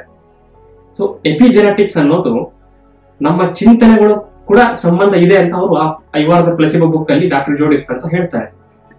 ಅಂದ್ರೆ ನಾವು ಮಾಡ್ತಕ್ಕಂತ ಯೋಚನೆಗಳು ಫಸ್ಟ್ ನಮಗೆ ಯೋಚನೆ ಬರ್ತವೆ. ಥಾಟ್ ಅನ್ನೋದೊಂದು ಎನರ್ಜಿ. ಆ ಎನರ್ಜಿ ಕ್ಯಾಚ್ ಆಗುತ್ತೆ ಎಲ್ಲೊಂದ್ ಕಡೆಯಿಂದ. ಯೋಚನೆಗಳು ಬಂದಾಗ ಬ್ರೇನ್ ಅದನ್ನ ಪ್ರೊಸೆಸ್ ಮಾಡಬೇಕು. ಬ್ರೇನ್ ಅದನ್ನ ಪ್ರೊಸೆಸ್ ಮಾಡಿ ನ್ಯೂರಾನ್ಸ್ ಇರ್ತಾವಲ್ಲ ಅವುಗಳು ಟ್ರಾನ್ಸ್ಮಿಟ್ ಮಾಡ್ಬೇಕು ನಮ್ಮ ದೇಹದ ಎಲ್ಲ ಸೆಲ್ಗಳಿಗೆ. ಆಮೇಲೆ ಅದು ಜೀನ್ ಲೆವೆಲ್ಗೆ ಹೋಗಿ ಏನ್ ಆಕ್ಷನ್ ತಗೋಬೇಕು ಅನ್ನೋದು ಡಿಸೈಡ್ ಆಗುತ್ತೆ. ಸೇಮ್ ಯೋಚನೆಗಳೇ ಹೋಗ್ತಾ ಇದ್ರೆ ಇದರ ನಿಮ್ಮ ಹೆಲ್ತ್ ಕಂಡೀಷನ್ ಆಗ್ಲಿ, ನಿಮ್ಮ ವೆಲ್ತ್ ಕಂಡೀಷನ್ ಆಗ್ಲಿ, ನಿಮ್ಮ ಏನೋ ಒಂದು ಸುತ್ತಮುತ್ತಲಿನ ಪರಿಸರವನ್ನು ಚೇಂಜ್ ಮಾಡ್ಬೇಕು ಅನ್ನೋ ವ್ಯಕ್ತಿಯ ಕಂಡೀಷನ್ಗಳು ಸೇಮ್ ಯೋಚನೆಗಳಿಂದ ಸಾಧ್ಯ ಇಲ್ಲ. ಹೊಸದಾಗಿ ಇಲ್ದೇ ಇರ್ತಕ್ಕಂತ ಅಂದ್ರೆ ಏನೇನೋ ಅಲ್ಲ, ಏನನ್ನು ಬೇಕೋ, ಏನನ್ನ ಲೈಕ್ ವಿಷನ್ ಕಾಣ್ತಾ ಇರ್ತೀವೋ, ನಾಳೆ ಒಂದು ವಿಷನ್ ಅಂತ ಏನೋ ಲೈಕ್ ಇಟ್ಕೊಂಡಿರ್ತೀವಿ ನಾವು ಕನಸು, ಅದನ್ನ ಪದೇ ಲೈಕ್ ಒಂದು ಕಲ್ಲಿನ ಮೇಲೆ ನೀರು ಬಿದ್ದು ಅದು ಹೇಗೆ ಒಂದು ಮಣ್ಣಾಗಿ ಹೋಗ್ಬಿಡುತ್ತೋ ಆತರ ಪದೇ ಅದನ್ನ ಮಾಡೋದ್ರಿಂದ ಈ ಒಂದು ಏನು ಟ್ರಾನ್ಸ್ಮಿಷನ್ ಇದೆ ಬ್ರೈನ್ ಇಂದ, ನ್ಯೂರಾನ್ಸ್ ಇಂದ ಮತ್ತೆ ಸೆಲ್ಸ್ ಗಳಿಗೆ ಈ ಒಂದು ಟ್ರಾನ್ಸ್ಮಿಷನ್ ಏನಿದೆ ಇದು ಕೂಡ ಚೇಂಜ್ ಮಾಡಬಹುದು ಅಂತ ಅವರು ಅದರಲ್ಲಿ ಪ್ರಸ್ತಾಪ ಮಾಡ್ತಾರೆ. ಆಕ್ಚುಲಿ ಇದು ಯಾವ ರೀತಿಯಲ್ಲಿ ಆಗುತ್ತೆ, ಒಂದು ಮ್ಯಾನಿಫೆಸ್ಟೇಷನ್ ಮಾಡ್ತೀನಿ ಅಂತ ನೀವು ಕುತ್ಕೊಂಡಾಗ ಲೈಕ್ ವಿಜುವಲ್ ಎಲ್ಲ ಮಾಡ್ತೀರಿ, ಮಾಡಿ ಆಮೇಲೆ ಬರ್ತ್ಬಿಡ್ತೀರಿ, ಆಮೇಲೆ ಕೆಲಸ ಎಲ್ಲ ಮಾಡಕ್ ಸ್ಟಾರ್ಟ್ ಮಾಡ್ತೀರಿ ಬೇರೆ ಲೈಫ್ ಅಲ್ಲಿ. ಅದನ್ನ ಮಾಡಿದಾಗ ಏನಾಗಿರುತ್ತೆ ಬ್ರೈನ್ ಅಲ್ಲಿ ಅಂತ 8 ಸ್ಟೆಪ್ ಅಲ್ಲಿ ಇವರು ಎಕ್ಸ್ಪ್ಲೇನ್ ಮಾಡ್ತಾರೆ. ಆ 8 ಸ್ಟೆಪ್ ಅಲ್ಲಿ ಏನಾಗುತ್ತೆ ಅನ್ನೋದನ್ನ ನಾನು ಆಮೇಲೆ ಐಪ್ಯಾಡ್ ಅಲ್ಲಿ ಎಕ್ಸ್ಪ್ಲೇನ್ ಮಾಡ್ತೀನಿ. ಸೊ ಈ ತರ ಏನೇ ಒಂದು ಕೆಲಸವನ್ನು ಮಾಡುವಾಗ ಅದೊಂದು ಕಂಟಿನ್ಯೂಸ್ ಪ್ರೊಸೆಸ್. ಈ ಲೈಫ್ ಅನ್ನೋದು ಹೇಗೆ ಒಂದು ಕಂಟಿನ್ಯೂಸ್ ಪ್ರೊಸೆಸ್, ನಮ್ಮ ಒಂದು ವಿಷನ್ ಇಂದ ಹಿಡ್ಕೊಂಡು ಮತ್ತೆ ನಾವು ಮಾಡಂತ ಒಂದು ಏನು ಮ್ಯಾನಿಫೆಸ್ಟೇಷನ್ ಗಳಿಂದ ಹಿಡ್ಕೊಂಡು ಅದು ಒಂದು ಆಗೋ ತನಕ, ಆ ವಿಷನ್ ಡೇ ಅಥವಾ ಆ ಡ್ರೀಮ್ ಡೇ ಆಗೋ ತನಕ, ಆಗ ಏನು ಗೋಲ್ ಮುಟ್ತೀನಿ ಅಂತ ನೀವು ಅನ್ಕೊಂಡಿರ್ತೀರಲ್ಲ, ಅದು ಆಗೋ ತನಕ ಈ ಒಂದು 8 ಲೆವೆಲ್ ಆಫ್ ಪ್ರೊಸೆಸ್ ಆಗ್ತಾನೆ ಇರುತ್ತೆ. ಆದ್ರೆ ನಾವು ಇದನ್ನ ಜಾಸ್ತಿಯಾಗಿ ಒಂದು ಬಯೋಲಾಜಿಕಲ್ ಲೆವೆಲ್ ಅಲ್ಲಿ ನೋಡದೆ, ತಾರ್ಕಿಕವಾಗಿ ನೋಡದೆ, ಒಂದು ನಂಬಿಕೆ ಸುಮ್ನೆ ನಂಬಿಡೋಣ ಆಗ್ಬಿಡುತ್ತೆ. ಯೂನಿವರ್ಸ್ ಮೇಲೆ ಇದು ಬಿಟ್ಬಿಡೋಣ ಆಗ್ಬಿಡುತ್ತೆ. ಯೂನಿವರ್ಸ್ ಏನು ಮಾಡಲ್ಲ, ನೀವೇ ಯೂನಿವರ್ಸ್. ಅಲಾನ್ ವ್ಯಾಟ್ಸ್ ಏನ್ ಹೇಳ್ತಾರೆ, you are the portal through which universe sees ಅಂತ. ಅಂದ್ರೆ ಯೂನಿವರ್ಸ್ ಅನ್ನೋದು ನೀವು ಮೇಲೆ ನೋಡೋ ನಕ್ಷತ್ರಗಳು ಅದಲ್ಲ ಯೂನಿವರ್ಸ್ ಅಂದ್ರೆ ನೀವೇ ಯೂನಿವರ್ಸ್ ಇದೆ ಅಂತ ಅನ್ಕೊಳ್ಳೋಂತ ಒಂದು ಫೀಲಿಂಗ್ ಇದೆಯಲ್ಲ, ಅದೇ ಯೂನಿವರ್ಸ್. ಅಂದ್ರೆ ಆ ಫೀಲಿಂಗ್ ನೀವು, ನಾನು, ನಮ್ಮೊಳಗಿರೋ ಆ ಒಂದು ಕಾನ್ಶಿಯಸ್ನೆಸ್, ಅದು ಒಂದು ಯೂನಿವರ್ಸ್. ಅದೇ ನೀವೇನ್ ಅನ್ಕೊಳ್ತೀರಿ, ಅದು ಮಾಡಿದಾಗ ಯೂನಿವರ್ಸ್ ನನಗೆ ಏನೋ ಮಾಡ್ಬಿಡುತ್ತೆ ಅಂತ ನೀವೇ ನಿಮಗೆ ಮಾಡ್ಕೊಳ್ಳೋದು. ನೀವೇ ಒಂದು ಮ್ಯಾನಿಫೆಸ್ಟೇಷನ್ ಮಾಡಿದಾಗ ನೀವೇ ನಿಮಗೆ ಹೆಲ್ಪ್ ಮಾಡ್ಕೊಂಡ್ಬಿಟ್ಟು ಯೂನಿವರ್ಸ್ ನನಗೆ ಮಾಡ್ಬಿಡ್ತು, ನಾನು ಎಟೋ ಮಾಡ್ಬಿಟ್ಟೆ. ಈ ತರ ಇವೆಲ್ಲ ನಾನ್ ಲಾಜಿಕಲ್ ಬಿಲೀಫ್ಗಳು. ಆದ್ರೆ ಇವೆಲ್ಲ ಇರಬಾರ್ದು ಅಂತ ಹೇಳ್ತಾ ಇಲ್ಲ. ಇದು ಏನಾಗುತ್ತೆ ದೇಹದೊಳಗಡೆ ಅಂತ ಅವರು 8 ಸ್ಟೆಪ್ ಅಲ್ಲಿ ಹೇಳ್ತಾರೆ. ಆಮೇಲೆ ಅವರು ಇದೇ ತರ ಮಾತಾಡ್ತಾ ಅವರ ಒಂದು ವೆಬ್ಸೈಟ್ ಅಲ್ಲಿ ಹೋದಾಗ ಅವರ ಒಂದು ಆರ್ಟಿಕಲ್ಸ್ ಗಳನ್ನು ಓದ್ತಾ ಇದ್ದೆ. ಅದರಲ್ಲೂ ಕೂಡ ಅವರು ಪ್ರಸ್ತಾಪ ಮಾಡ್ತಾರೆ, ನಮ್ಮ ಪ್ರತಿಯೊಂದು ಯೋಚನೆಗಳಿಗೆ ಒಂದು ಫಿಸಿಕಲ್ ಟ್ರಾನ್ಸ್ಫಾರ್ಮೇಶನ್ ಅನ್ನೋದು ಆಗ್ತಾನೆ ಇರ್ತದೆ. ನಾವು ಬರೀ ಯೋಚನೆಗಳು ಬರುತ್ತೆ ನಮಗೆ, ಆಮೇಲೆ ಹೋಗ್ಬಿಡ್ತೇವೆ, ಅವೇನು ಮಾಡಲ್ಲ ನಮಗೆ ಅಂತ ಅನ್ಕೊಂಡಿರ್ತೀವಿ. ಅದು ಸುಳ್ಳು. ನಾವು ಮಾಡ್ತಕ್ಕಂಥ ಪ್ರತಿಯೊಂದು ಯೋಚನೆ, ನಾವು ಮಾಡ್ತಕ್ಕಂಥ ಪ್ರತಿಯೊಂದು ಇಮ್ಯಾಜಿನೇಷನ್, ನಾವು ನೋಡ್ತಕ್ಕಂಥ ದೃಶ್ಯ ಮಾಧ್ಯಮಗಳು, ನಾವು ಕೇಳಿಸ್ತಕ್ಕಂಥ ವರ್ಡ್ಸ್ಗಳು ನಿಮ್ಮ ಮನಸ್ಸಿನಲ್ಲಿ ಅಂತ ಯಾಕೆ ಹೇಳ್ತಾ ಇದೀವಿ ಅಂತಂದ್ರೆ, ಅದು ಟೆಕ್ನಿಕಲ್ ಆಗಿ ಹೋಗ್ಬೇಕಂದ್ರೆ ನಿಮ್ಮ ಬ್ರೈನ್ ನಲ್ಲಿ, ಆಕ್ಚುಲಿ ಫಸ್ಟ್ ಬ್ರೈನ್ ನಲ್ಲಿ ನಿಮಗೆ ಇಂಪ್ರಿಂಟ್. ಈಗ ಫಸ್ಟ್ ನಾನೇನ್ ಮಾತಾಡ್ತೀನ ಅದು ಏನು ವೇವ್ಸ್ ಅಲ್ಲಿ ಬರುತ್ತೆ, ಅಕಾಸ್ಟಿಕ್ ವೇವ್ಸ್. ಆ ವೇವ್ಸ್ ಬಂದು ನಿಮಗೆ ಕಿವಿಯಲ್ಲಿ ಕೇಳಬೇಕು, ಇಯರ್ ಡ್ರಮ್ಸ್ ಅಲ್ಲಿ. ಇಯರ್ ಡ್ರಮ್ಸ್ ಮತ್ತೆ ಅವಳು ಆರ್ಗಾನ್ ಇಂದ ತಗೊಂಡೋಗಿ ನರ್ವ್ ಸೆಲ್ಸ್ ಇಂದ ತಗೊಂಡೋಗಿ ಬ್ರೈನ್ ಗೆ ತಗೊಂಡೋಗಿ ಅಲ್ಲಿ ಯಾವ ಒಂದು ಮೋಟಾರ್ ಲೈಕ್ ರೀಜನ್ ಇರುತ್ತೋ ಅದನ್ನ ಪ್ರೊಸೆಸ್ ಮಾಡ್ಬೇಕಾಗಿರೋದು, ಆ ರೀಜನ್ ಗೆ ಹೋಗಿ ಅದನ್ನ ಡಿಕೋಡ್ ಮಾಡಿ ಆ ಬ್ರೈನ್ ನ ಭಾಷೆ ಕನ್ವರ್ಟ್ ಮಾಡಿ ಇಷ್ಟೆಲ್ಲ ಆಗುತ್ತೆ. ಬಟ್ ಇಷ್ಟೆಲ್ಲ ಯಾಕೆ ರಗಳೆ ಹೇಳೋದಂತ ಮನಸ್ಸು ಅಂತ ಹೇಳ್ತೀನಿ. ಪ್ರತಿಯೊಂದು ಯೋಚನೆ ಒಂದು ನೀವು ಮಾಡಿದಾಗ ಅಥವಾ ಏನೋ ಒಂದು ನೋಡಿದಾಗ್ಲೂ ಕೂಡ, ಏನೋ ಒಂದು ದೃಶ್ಯ ನೋಡಿದಾಗ್ಲೂ ಕೂಡ ಅದು ನಿಮ್ಮೊಳಗಡೆ ಏನೋ ಒಂದು ಫಿಸಿಕಲ್ ಬದಲಾವಣೆ ಮಾಡುತ್ತೆ. ಯಾಕೆ ನಾವು ಇದನ್ನ ಗಮನ ಕೊಡಲ್ಲ ಅಂತಂದ್ರೆ ನಮಗೆ ಪ್ರೆಸೆಂಟ್ ಗಿಂತ ಅದು ಆಗ್ಲೇಬೇಕು ಅನ್ನೋ ಒಂದು ದುರಾಸೆ, ಅದು ಯಾವಾಗ ಆಗುತ್ತೆ ಅನ್ನೋ ಒಂದು ತವಕ. ಸೊ ಇದನ್ನ ನಾವು ಬಿಟ್ಟು ಪ್ರೆಸೆಂಟ್ ಮೂಮೆಂಟ್ ಅಲ್ಲಿ ಮತ್ತೆ ಬದುಕಬೇಕು ಅನ್ನೋದನ್ನು ಕೂಡ ಇವರು ಈ ಒಂದು ಮಾತಿನಲ್ಲಿ ನಮಗೆ ಸ್ಪಷ್ಟ ಆಗುತ್ತೆ. ಇವಾಗ ಇವರು ಏನ್ ಹೇಳ್ತಾರೆ, ಬೇಸಿಕಲಿ ನಾವು ಏನಾದ್ರೂ ಒಂದು ಮ್ಯಾನಿಫೆಸ್ಟೇಷನ್ ಮಾಡುವಾಗ ಏನಾಗುತ್ತೆ ದೇಹದ ಒಳಗಡೆ, ಬ್ರೈನ್ ಒಳಗಡೆ ಆ 8 ಸ್ಟೆಪ್ ಅಲ್ಲಿ ಏನೋ ಒಂದು ಆಗುತ್ತೆ ಅಂತ ಹೇಳಿದ್ನಲ್ಲ. ರೈಟ್ ಫ್ರಮ್ ಥಾಟ್ ಯಾವಾಗ ಜನರೇಷನ್ ಆಗುತ್ತೆ, ಥಾಟ್ ಜನಸಿಸ್ ಟು ಸೆಲ್ ರಿಸೆಪ್ಷನ್, ಸೆಲ್ಗೆ ಹೋಗೋ ತನಕ, ನಮ್ಮ ಜೀನ್ಸ್ಗೆ ಅದು ರೀಚ್ ಆಗೋ ತನಕ ನಮ್ಮ ಬಿಹೇವಿಯರ್ ಪ್ಯಾಟರ್ನ್ಸ್ ಗಳು ಹೇಗೆ ಬದಲಾಗ್ತವೆ ಒಂದು ಯೋಚನೆಗಳಿಂದ, ಆ ಬದಲಾವಣೆಗಳಿಂದ ನಮ್ಮ ಲೈಫ್ ಹೆಂಗೆ ಚೇಂಜ್ ಆಗುತ್ತೆ ಅನ್ನೋದನ್ನ ನಾನು ಐಪ್ಯಾಡ್ ಅಲ್ಲಿ ಎಕ್ಸ್ಪ್ಲೇನ್ ಮಾಡ್ತೀನಿ, ಬನ್ನಿ. ಸೊ ಇವಾಗ ಯು ಆರ್ ದ ಪ್ಲೆಸಿಬೋ ಅನ್ನೋ ಒಂದು ಬುಕ್ಕಿನಲ್ಲಿ ಕೆಲವೊಂದು ಚಿತ್ರಗಳನ್ನು ಅವರು ಪ್ರಸ್ತಾಪ ಮಾಡ್ತಾರೆ. ಆ ಚಿತ್ರಗಳ ಮೂಲಕ ಅವರು ನಾನು ಏನು ಹೇಳಿದೆ ಒಂದು ವಿಡಿಯೋದಲ್ಲಿ ಅದನ್ನು ಅವರು ಬುಕ್ಕಿನ ಒಂದು ರೂಪದಲ್ಲಿ ಹೇಳಿದ್ದಾರೆ. ಇದರಲ್ಲಿ ನೀವು 1ನೇ ಚಿತ್ರದಲ್ಲಿ ನೀವು ನೋಡಬಹುದು, ಮೈಂಡ್ ಅನ್ನೋದು ಒಂದು ದೊಡ್ಡ ಒಂದು ಜಾಗ, ಈ ಒಂದು ಸರ್ಕಲ್ ಅನ್ನೋ ಒಂದು ಮೈಂಡು, ಅದರಲ್ಲಿ 2 ಟೈಪ್ ಇರುತ್ತೆ ಅಂತ ಇವರು ಹೇಳ್ತಾರೆ. ಒಂದು ಕಾನ್ಷಿಯಸ್ ಮೈಂಡು ಎಚ್ಚರ ಇದ್ದಾಗ, ಸಬ್ ಕಾನ್ಷಿಯಸ್ ಮೈಂಡು ನಮ್ಮ ಸುಪ್ತ ಮನಸ್ಸು. ಸೊ ಇದು 5%, 95% ಇದೆಲ್ಲ ನಮಗೆ ಗೊತ್ತಿದೆ. ಅಂದರೆ ಮೆಜಾರಿಟಿ ಭಾಗವನ್ನು ನಾವು ನಮ್ಮ ಸಬ್ ಕಾನ್ಷಿಯಸ್ ಮೈಂಡೇ ರೂಲ್ ಮಾಡುತ್ತೆ ಅನ್ನೋದೊಂದು ಎಲ್ಲರಿಗೂ ಗೊತ್ತಿರುವಂಥ ಸಂಗತಿ. ಇದರಲ್ಲಿ ಏನೇನು ಬರ್ತದೆ ನೋಡಿ, ನಮ್ಮ ಸ್ಕಿಲ್ಸ್ಗಳು, ಹ್ಯಾಬಿಟ್ಗಳು, emotional reaction, hardware behaviours, condition response, ನಮ್ಮ ಆ್ಯಟಿಟ್ಯೂಡು, ಬಿಲೀಫು, ಪರ್ಸೆಪ್ಷನ್, ಅಂದರೆ ನಮ್ಮ ಹಳೆಯ ಕಾಲದಿಂದ ಇವೆಲ್ಲ ಎಷ್ಟೇ ನೀವು ನೋಡ್ತಾ ಇರ್ತೀರಲ್ಲ, ಇದರಲ್ಲಿ ಎಲ್ಲ ಕ್ವಾಲಿಟಿಗಳು ಹಳೆಯ ಕಾಲದಿಂದ ಬಂದಿರೋದಂಥವು. ಹಳೆಯ ಕಾಲ ಅನ್ನೋಕ್ಕಿಂತ ತುಂಬ ಟೈಮ್ ತೊಗೊಂಡು ಬರ್ತವೆ, ತುಂಬ ಟೈಮ್ ತೊಗೊಂಡು ಆಮೇಲೆ ಪ್ರಾಕ್ಟೀಸಿಂದ ಬರುತ್ತೆ.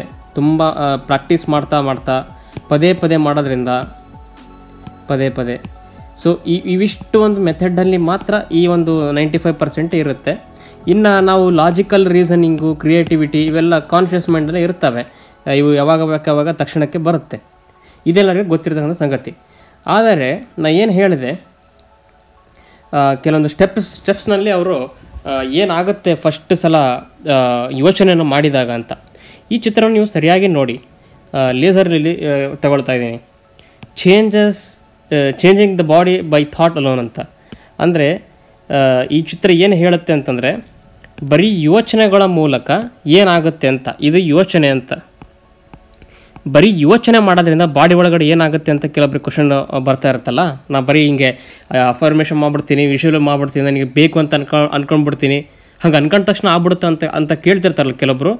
ಅನ್ಕೊಂಡ ತಕ್ಷಣ ಆಗ್ಬಿಡಲ್ಲ ಡೈರೆಕ್ಟಾಗಿ, ಆದರೆ ಅನ್ಕೊಂಡ ತಕ್ಷಣ ಏನಾಗುತ್ತೆ ಡೈರೆಕ್ಟಾಗಿ ಬಾಡಿ ಒಳಗಡೆ ಅನ್ನೋದನ್ನ ಎಕ್ಸ್ಪ್ಲೇನ್ ಮಾಡ್ತೀನಿ. Changing the body by thought alone. ಬಾಡಿಯನ್ನು ಬರೀ ನಮ್ಮ ಚಿಂತನೆಯಿಂದ ಚೇಂಜ್ ಮಾಡೋದು ಹೇಗೆ ಅಂತ ಫಸ್ಟ್ ಸ್ಟೆಪ್ನಲ್ಲಿ ನೋಡಿ ನೀವು. ಥಾಟ್ಸ್ ಅಂತ ಈ ಫಾಲೋ ಮಾಡ್ತಾ ಬನ್ನಿ, ರೆಡ್ ಕಲರ್ನ ಫಾಲೋ ಮಾಡ್ತಾ ಬನ್ನಿ. ಥಾಟ್ಸ್ ಅಂತ ಫಸ್ಟ್ ಯೋಚನೆಗಳು ಸೃಷ್ಟಿ ಆಗ್ತವೆ ನಮ್ಮ ಮನಸ್ಸಿನಲ್ಲಿ. ನೆಕ್ಸ್ಟ್ ಏನಾಗುತ್ತೆ 2ನೇ ಸ್ಟೆಪ್ಪಿನಲ್ಲಿ, ನ್ಯೂರಲ್ ನೆಟ್ವರ್ಕ್ಸ್ ಅಂತ. ನಾನು ಏನು ಹೇಳಿದೆ, ಥಾಟ್ಸ್ ಬರೋದಲ್ಲಿ ನಮ್ಮ ಮನಸ್ಸಿನಲ್ಲಿ. ಮನಸ್ಸಂದರೆ ಮೈಂಡ್ ಅಂದರೆ ನಾವು ಬ್ರೈನಿಗೆ ಹೇಳ್ತೀವಿ ಆ್ಯಕ್ಚುಲಿ. ಸೊ ಆ ಬ್ರೈನಲ್ಲಿ, ಮೈಂಡ್ ಅಂದರೆ ಬ್ರೈನ್ಗಿಂತ ಬಹಳ ವಿಶಾಲವಾದ್ದು, ಆದರೆ ಅರ್ಥ ಮಾಡ್ಕೋಬೇಕಾಗಿದ್ದು ಬಯೋಲಾಜಿಕಲ್ ವೇಯಲ್ಲಿ. ಅದಕ್ಕೆ ನಾನು ಬ್ರೈನ್ ಅಂತ ಹೇಳ್ತಾ ಇರೋದು. ಸೊ ನ್ಯೂರಲ್ ನೆಟ್ವರ್ಕ್ಸು ನಮ್ಮ ಹೀಗೆ ಬ್ರೈನ್ ಅಂತ ಇರುವಾಗ ಇದರಲ್ಲಿ ಹೀಗೆ ನ್ಯೂರಾನ್ಸ್ಗಳು ಇರುತ್ತೆ, ಹೀಗೆ ನೆಟ್ವರ್ಕ್ಗಳು ಇರುತ್ತೆ, ಎಲ್ಲೆಲ್ಲೆಲ್ಲ ಹೀಗೆ ಕನೆಕ್ಷನ್ ಆಗಿರುತ್ತೆ. ಆ ಚಿಂತನೆಗಳು ಸೀದಾ ಹೋಗಿ ಆ ನ್ಯೂರಲ್ ನೆಟ್ವರ್ಕ್ಗಳಲ್ಲಿ ಪಾಸ್ ಆಗ್ತವೆ ನಮ್ಮ ಎಲೆಕ್ಟ್ರಿಕಲ್ ಇಂಪಲ್ಸ್ಗಳ ಮೂಲಕ. ಆ ನೆಕ್ಸ್ಟ್ ಸ್ಟೆಪ್ಪಲ್ಲಿ ಮಾಡಿರ್ತಕ್ಕಂಥ ಯೋಚನೆಗಳಿಗೆ ತಕ್ಕಂತೆ ಆ ಎಲೆಕ್ಟ್ರಿಕಲ್ ಇಂಪಲ್ಸ್ ಬರ್ತಾವಲ್ಲ. ನೆಕ್ಸ್ಟ್ ಸ್ಟೆಪ್ 3ನೇ ಸ್ಟೆಪ್ಪಲ್ಲಿ ನ್ಯೂರೋಪೆಪ್ಟೈಡ್ಸ್ ಮತ್ತು ಹಾರ್ಮೋನ್ಸ್ಗಳು ರಿಲೀಸ್ ಆಗ್ತವೆ. ಯಾವುದರ ತಕ್ಕಂತೆ ಈ ಒಂದು ನ್ಯೂರಾನ್ಸ್ ಏನು ಪ್ರೊಡ್ಯೂಸ್ ಆಗಿರ್ತಾವಲ್ಲ ಎಲೆಕ್ಟ್ರಿಕಲ್ ಇಂಪಲ್ಸು, ಇದರ ಇಂಟೆನ್ಸಿಟಿಗೆ ತಕ್ಕಂತೆ ಒಳ್ಳೆ ಯೋಚನೆ ಮಾಡಿದರೆ ಒಳ್ಳೆ ಲೈಕ್ ಹಾರ್ಮೋನ್ಸ್ಗಳು ಬರುತ್ತೆ. ಲೈಕ್ ಹೆದರಿಕೆ ಥರ ಯೋಚನೆ ಮಾಡಿದರೆ ಅಡ್ರಿನಲಿನ್ನು ಈ ಥರ ಎಮರ್ಜೆನ್ಸಿ ಹಾರ್ಮೋನ್ಗಳು ರಿಲೀಸ್ ಆಗ್ತವೆ. ತುಂಬ ಖುಷಿಯಾಗಿರೋದು ಆ ಥರ ಆದರೆ ಡೋಪಮಿನ್ನು ಈ ಥರ ಹಾರ್ಮೋನ್ಗಳು ರಿಲೀಸ್ ಆಗ್ತವೆ. ಸೊ ಫೀಲಿಂಗ್ಸ್ಗಳಿಗೆ ತಕ್ಕಂತೆ ಹಾರ್ಮೋನ್ಸ್ಗಳು ರಿಲೀಸ್ ಆಗ್ತವೆ ಬಾಡಿ ಒಳಗಡೆ. ಇದು ಆಗೋದು, ಇದು 1 ಸೆಕೆಂಡ್ 2 ಸೆಕೆಂಡಲ್ಲೆಲ್ಲ ಆಗುತ್ತೆ. ನೆಕ್ಸ್ಟು ಈ ಥರ ಹಾರ್ಮೋನ್ಸ್ಗಳು ರಿಲೀಸ್ ಆದಾಗ ಏನು ಮಾಡಬೇಕು, neuropeptides epigenetic signals to the cells, ನಮ್ಮ ದೇಹದ ಜೀವಕೋಶಗಳಿಗೆ ತೊಗೊಂಡು ಹೋಗ್ತವೆ. ಈ ಥರ ಫೀಲಿಂಗ್ ಬರ್ತಾ ಇದೆ ಇವನಿಗೆ, ಈ ಮನುಷ್ಯ ಏನೋ ಒಂದು ವಿಜುವಲ್ ಮಾಡ್ತಾ ಇದ್ದಾನೆ, ಒಂದು ಹ್ಯಾಪಿಯಾಗಿರುವಂಥ ಒಂದು ಸೀನ್ನ ಕ್ರಿಯೇಟ್ ಮಾಡ್ತಾ ಇದ್ದಾನೆ. ನೀವು ಮಲಗಿದ್ದಾಗ ಒಂದು ಮ್ಯಾನಿಫೆಸ್ಟೇಷನ್ ಮಾಡ್ತಾ ಇರ್ತೀರ, ಏನು ಹ್ಯಾಪಿಯಾಗಿ ಯಾರೋ ಜೊತೆ ಕೈ ಹಿಡ್ಕೊಂಡು ಬೀಚಲ್ಲಿ ಹೋಗ್ತಾ ಇರೋದು. ಆವಾಗ ಏನು ರಿಲೀಸ್ ಆಗಬೇಕು, ಡೋಪಮಿನ್ ರಿಲೀಸ್ ಆಗಬೇಕು. ಯಾಕಂದರೆ ಹ್ಯಾಪಿಯಾಗಿರ್ತಕ್ಕಂಥ ಹಾರ್ಮೋನ್ ಅದು, ತುಂಬ ಲೈಕ್ ಪ್ಲೆಜರಬಲ್ ಹಾರ್ಮೋನ್ ಅಂತ ಕರಿತೀವಿ ಡೋಪಮಿನ್ನ. ಸೊ ಆ ಒಂದು ಸಿಗ್ನಲ್ನ ಈಗ ತೊಗೊಂಡು ಹೋಗ್ಬೇಕಲ್ಲ ಬಾಡಿಗೆ ತೊಗೊಂಡೋಗ್ಬೇಕು. ಯಾಕಂದರೆ ಇದು ಇನ್ನೂ ಥಾಟ್ ಲೆವೆಲಲ್ಲಿದೆ, ಇನ್ನು ಇಷ್ಟು ಬರೀ ಥಾಟ್ ಲೆವೆಲಲ್ಲಿದೆ. ಈ ನಾಲ್ಕು ಸ್ಟೆಪ್ಪು. ಈ ನೆಕ್ಸ್ಟ್ ಸ್ಟೆಪ್ಪಿಂದ ಬಾಡಿಗೆ ಹೋಗ್ಬೇಕೀಗ. ಸೊ ಬಾಡಿಗೆ ಹೋಗೋದೇನು, ಈ ಎಪಿಜೆನೆಟಿಕ್ ಸಿಗ್ನಲ್ಸ್ ಅಂತ, ಇವು ಸೆಲ್ಸ್ಗಳಿಗೆ ಜೀವಕೋಶಗಳಿಗೆ ತೊಗೊಂಡು ಹೋಗುತ್ತೆ. ಬಾಡಿ ಲೆವೆಲ್ ಎಂಟ್ರಿ ಆಯ್ತು ಇಲ್ಲಿ. ನೆಕ್ಸ್ಟ್ ಐದನೇ ಸ್ಟೆಪ್ಪಲ್ಲಿ activation of cell receptor sites ಅಂತ. ಸೆಲ್ ಒಳಗಡೆ ಈ ಒಂದು ಸಿಗ್ನಲ್ ಬರುತ್ತಲ್ಲ, ಹ್ಯಾಪಿ ಆಗಿದ್ದಾನೆ ಈ ಮನುಷ್ಯ, ಅದಕ್ಕೆ ಈ ಹಾರ್ಮೋನ್ ಬಂದಿದೆ ಅನ್ನೋದು, ಈ ಸೆಲ್ ಇರುತ್ತಲ್ಲ ಇಲ್ಲಿ ಆ್ಯಕ್ಟಿವೇಶನ್ ಆಗುತ್ತೆ, ರಿಸೀವ್ ಆಗ್ತವೆ. ಅಂದರೆ ಈ ರಿಸೆಪ್ಟರ್ ಸೆಲ್ಗಳು ಈ ಥರದ ಒಂದು ಫೀಲಿಂಗ್ನ ರಿಸೀವ್ ಮಾಡ್ತವೆ. ನೆಕ್ಸ್ಟು ಸೆಲ್ ಒಳಗಡೆ ಏನಿರ್ತದೆ, ಲೈಕ್ ನಾವು ಏನು ಹೇಳ್ತೀವಿ, ರೈಬೋಸೋಮ್ಸು ಈ ಥರ ಎಲ್ಲ ಪವರ್ ಹೌಸ್ ಎಲ್ಲ ಕರಿತೀವಲ್ಲ, DNA ಕ್ರೋಮೋಸೋಮ್ಸ್ ಎಲ್ಲ ಇರ್ತವೆ. DNA selection and regulation. So ಈ ಲೆವೆಲ್ಲಿಗೆ ಹೋಗ್ತದೆ ಅದು. ಸೊ ಹೀಗೆ DNA ಲೆವೆಲಲ್ಲಿ ಹೀಗೆ ಸ್ಟ್ರ್ಯಾಂಡ್ಸ್ ಇರ್ತಾವಲ್ಲ, ಈ DNA ಲೆವೆಲ್ಲಿಗೆ ಹೋಗುತ್ತೆ. ನೆಕ್ಸ್ಟು ಆಮೇಲೆ ಯಾವುದರಿಂದ ಮಾಡಲ್ಪಟ್ಟಿರುತ್ತೆ, ಪ್ರೋಟೀನ್ಗಳಿಂದ ಮಾಡಲ್ಪಟ್ಟಿರುತ್ತೆ. ಆ ಪ್ರೋಟೀನ್ನ ಏನೇನು ಕೆಲಸ ಮಾಡಬೇಕು, ATGC ಅಂತ ಈ ಸ್ಟ್ರ್ಯಾಂಡ್ಗಳ ಹೆಸರು, ATGC CTA ಹೀಗೆ 4 ಇರ್ತವೆ. ಅಡೆನಿನ್ನು, ಗುಯಾನಿನ್ನು, ಥ್ಯಾನಿನ್ನು, ಸೈಟೋಸಿನ್ ಅಂತ ಈ ಒಂದು ಸ್ಟ್ರ್ಯಾಂಡ್ಗಳಿಂದ ಮಾಡಲ್ಪಟ್ಟಿರುತ್ತೆ ಎಲ್ಲರ ಒಂದು DNA. ಈ DNA ಇವೆಲ್ಲ ಪ್ರೋಟೀನ್ಗಳಲ್ವಾ, ಇದರ ಒಂದು ಎಕ್ಸ್ಪ್ರೆಷನ್ನೇ ಚೇಂಜ್ ಮಾಡುತ್ತೆ. ಈ ರೆಗ್ಯುಲೇಷನ್, ಇಲ್ಲಿ ರೆಗ್ಯುಲೇಷನ್ ಅಂತ ಕಂಟ್ರೋಲು.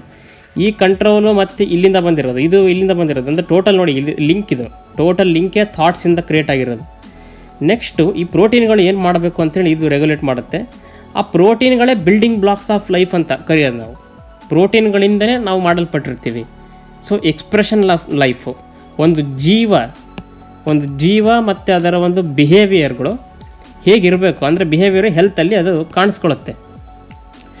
ಈ ಥರ ಒಂದು ಹೇಗೆ ಸ್ಟೆಪ್ ಬೈ ನಮ್ಮ ಜಸ್ಟ್ ಒಂದು ಚಿಂತನೆಗಳಿಂದ, ಜಸ್ಟ್ ಬೈ ಯೋಚನೆಗಳಿಂದ ಯಾವ 2 ಸ್ಟೆಪ್ಪಲ್ಲಿ ಆಗ್ತವೆ. ಫಸ್ಟು ಈ 1ರಿಂದ 4ನೇ ಸ್ಟೆಪ್ ಏನಿದ್ದಾವೆ, ಈ 1ರಿಂದ 4ನೇ ಸ್ಟೆಪ್ಪು ಇವು ಯೋಚನೆ ಲೆವೆಲ್ ತನಕ, ಈ ಎಪಿಜೆನೆಟಿಕ್ ಸಿಗ್ನಲ್ ತನಕ ಯೋಚನೆಗಳ ಲೆವೆಲ್.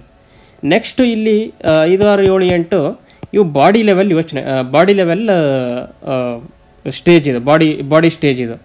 ಸೊ ನೋಡಿ ಇಲ್ಲಿ ಲಿಂಕ್ ಹೇಗಿದೆ ನೋಡಿ, ಯೋಚನೆಗಳು ಬಂದು ಸೆಲ್ಗಳ ಮೂಲಕ ಎಂಟ್ರಿಯಾಗಿ ರೆಗ್ಯುಲೇಷನ್ ಮಾಡಿ ಪ್ರೋಟೀನನ್ನು ಚೇಂಜ್ ಮಾಡಿ ಲೈಫನ್ನು ಡಿಫೈನ್ ಮಾಡುತ್ತೆ. ನೆಕ್ಸ್ಟ್ ಯಾವ ಥರ ಇರಬೇಕು, ಈ health of the body finally ultimately depends on thoughts ಅಂತ ಅರ್ಥ ಆಯ್ತು ಇಲ್ಲಿ.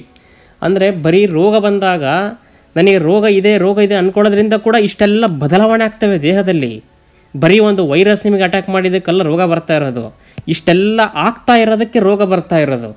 ಅದೇ ಥರ ನಮ್ಮ ಲೈಫಲ್ಲಿ ಏನೋ ಒಂದು ಸಕ್ಸಸ್ ಆಗಿದೆ, ಫೇಲ್ಯೂರ್ ಆಗಿದೆ ಅಂದ ತಕ್ಷಣ ಯಾವುದೋ 1ರಿಂದ ಅಲ್ಲ, ಇದಿಷ್ಟರಲ್ಲಿ ಯಾವುದೋ 1ರಿಂದ ಆಗ್ಬಿಟ್ಟಿದೆ ಅಂತಲ್ಲ, ಈ ಥರ ಲಿಂಕೇಜ್ಗಳು ಇರ್ತವೆ. ಪ್ರತಿಯೊಂದು ಮ್ಯಾನಿಫೆಸ್ಟೇಷನ್ ಈ ಥರ ಲಿಂಕೇಜ್ಗಳು ಇರ್ತವೆ ನಮ್ಮ ಬಾಡಿ ಒಳಗಡೆ. ಇದೆಲ್ಲ ಆದಾಗ ಮಾತ್ರ ನಮ್ಮ ಟೋಟಲ್ ಬಿಹೇವಿಯರ್ ಡಿಫೈನ್ ಆಗುತ್ತೆ. ಆಮೇಲೆ ನೆಕ್ಸ್ಟ್ ನಾನು ಇಲ್ಲಿ ಒಂದು ಸ್ನ್ಯಾಪ್ನ ತಗೊಂಡಿದ್ದೀನಿ.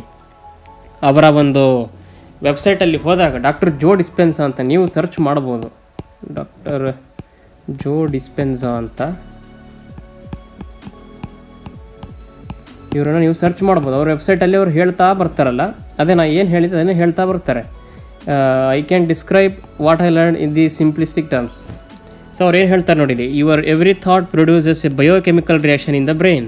The brain then releases chemical signals that are transmitted to the body where they act as a messengers of thought. ನಾನು ಏನು ಹೇಳಿದೆ, ಈ ಥಾಟ್ ಅನ್ನೋ ಒಂದು 4 ಸ್ಟೆಪ್ಪಲ್ಲಿ ಇರ್ತಕ್ಕಂಥ ಒಂದು ಮೆಸೇಜ್ನ ಬಾಡಿ ಲೆವೆಲ್ಲಿಗೆ ತೊಗೊಂಡು ಹೋಯ್ತಲ್ಲ, ಇದು ಥಾಟು ಜಸ್ಟ್ ನಮ್ಮ ಯೋಚನೆ, ಒಂದು ಕನಸು ಆಗಬೇಕನ್ನೋದು, ಇದು ಬಾಡಿ ಲೆವೆಲ್ಲು. ಆ ಕನಸು ಆಗಿದ್ದಾಗ ನಮ್ಮ ಬಾಡಿ ತೋರಿಸ್ತಕ್ಕಂಥ ರಿಯಾಕ್ಷನ್ಗಳು ಇವಕ್ಕೆ ಮೆಸೆಂಜರ್ಗಳಾಗಿ ಕೆಲಸ ಮಾಡ್ತವೆ.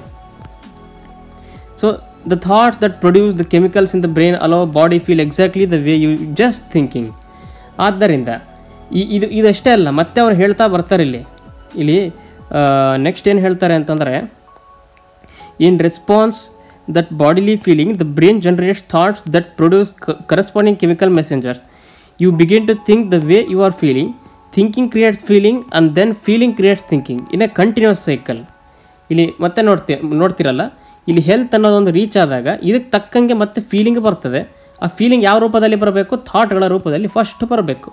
ಸೊ ಟೋಟಲ್ ಏನಾಯ್ತು ಇಲ್ಲಿ, ಫಸ್ಟ್ 1ರಿಂದ 8ನೇ ಸ್ಟೆಪ್ ಹೀಗಾಯಿತು, ಮತ್ತು ಇದರಿಂದ ಲೈಕ್ 1ನೇ ಸ್ಟೆಪ್ಪಲ್ಲಿ ಅಂದರೆ ಇದೊಂದು ಸೈಕಲ್ ಥರ ಆ್ಯಕ್ಟ್ ಆಗುತ್ತೆ ಅಂತ ಕೂಡ ಇವ್ರು ಹೇಳ್ತಾರೆ. ಒಂದು ಪದವನ್ನು ಹೇಳ್ತಾರಲ್ಲ ಇವರು, ಥಿಂಕಿಂಗಿಂದ ಫೀಲಿಂಗ್ ಹೇಗೋ, ಫೀಲಿಂಗ್ ಹೇಗೆ ಬರುತ್ತೋ ಅದೇ ಥರ ಫೀಲಿಂಗಿಂದ ಕೂಡ ಥಿಂಕಿಂಗ್ ಬರುತ್ತೆ. ಸೊ ಆದ್ದರಿಂದ ಈ ಒಂದು ವಿಷಯಗಳೆಲ್ಲ ಎಲ್ಲಿದ್ದಾವೆ ಅಂತಂದರೆ, ಯು ಆರ್ ದ ಪ್ಲಸೀಬೋ ಅನ್ನೋ ಒಂದು ಬುಕ್ಕಿನಲ್ಲಿ ಇವರು ಅನ್ನೋ ಒಂದು ಬುಕ್ಕಿನಲ್ಲಿ ಇವರು ಇದೆಲ್ಲ ಮೆನ್ಷನ್ ಮಾಡ್ತಾರೆ. ಮತ್ತು ಇವರು ಇನ್ನೂ ನ್ಯೂರೋ ಸೈನ್ಸಿನ ಫೀಲ್ಡಲ್ಲಿ ರಿಸರ್ಚ್ ಮಾಡ್ತಾ ಇದ್ದಾರೆ, ಹೇಗೆ ಒಂದು ಕ್ಯಾನ್ಸರ್ ಅನ್ನೋ ಒಂದು ಇದನ್ನು ಕೂಡ ಹೀಲ್ ಮಾಡ್ಬೋದು ಅನ್ನೋದು ಜಸ್ಟ್ ಬೈ ಥಾಟ್ ಪವರ್. ಒಂದು ಒಟ್ಟಿನಲ್ಲಿ ಏನು ಸಮರೈಸ್ ಮಾಡ್ತಿದ್ದೀನಿ ಅಂತಂದರೆ, ಜಸ್ಟ್ ಬೈ ಒಂದು ಥಾಟ್ ಪವರಿಂದ ಯಾವ ರೀತಿ ಬದಲಾವಣೆಗಳಾಗ್ತವೆ ಮತ್ತು ಇದು ಹೇಗೆ ಕಂಟಿನ್ಯೂಸ್ ಇರುತ್ತೆ, ಇದು ಯಾವತ್ತಿಗೂ ಗ್ಯಾಪ್ ಇರೋದಿಲ್ಲ ಅನ್ನೋದನ್ನು ಮತ್ತು ಈ ಒಂದು ವಿಡಿಯೋದಲ್ಲಿ ನಾನು ನನ್ನ ಒಂದು ಹೇಳುವಂಥ ಪ್ರಯತ್ನ. ನಿಮಗೆ ಇದೇ ತರಹದ ಬ್ರಹ್ಮಾಂಡಗಳ ವಿಷಯಗಳು ಮತ್ತು ಮನಸ್ಸಿನ ವಿಷಯಗಳು ಇಷ್ಟ ಆದಲ್ಲಿ ದಯವಿಟ್ಟು ನನ್ನ ಚಾನಲ್ ಸಬ್ಸ್ಕ್ರೈಬ್ ಮಾಡಿ. ಧನ್ಯವಾದಗಳು.